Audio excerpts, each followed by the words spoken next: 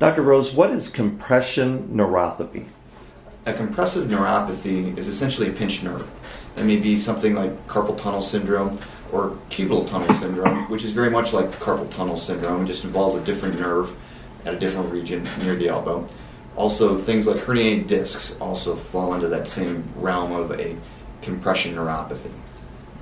Essentially, these things can be typically treated very conservatively, usually with splinting and activity modification. But however, sometimes these don't get better with just those simple means. Sometimes they do need to have some sort of surgical decompression. And it's important to address these things early, because if they're not addressed early, they can lead to problems such as sensation loss and motor function loss, which sometimes need a bigger reconstructive procedure in order to be able to address that problem.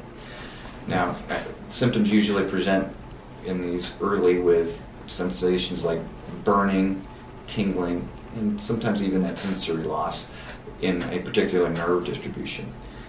It's important for us to be able to see folks early on after they've started to develop these symptoms so that we can help lead them through the treatment course.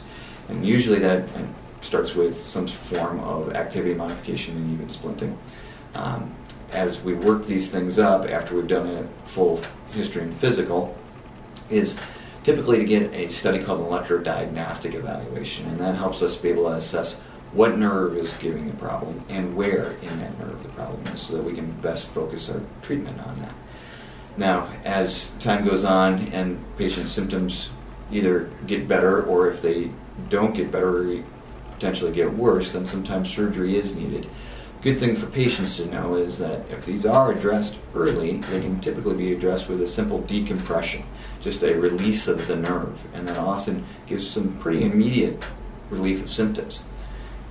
Patients usually are able to get back to work after about a week or two if it's light activity, and usually back to full activity by 6 to 8 weeks after surgery.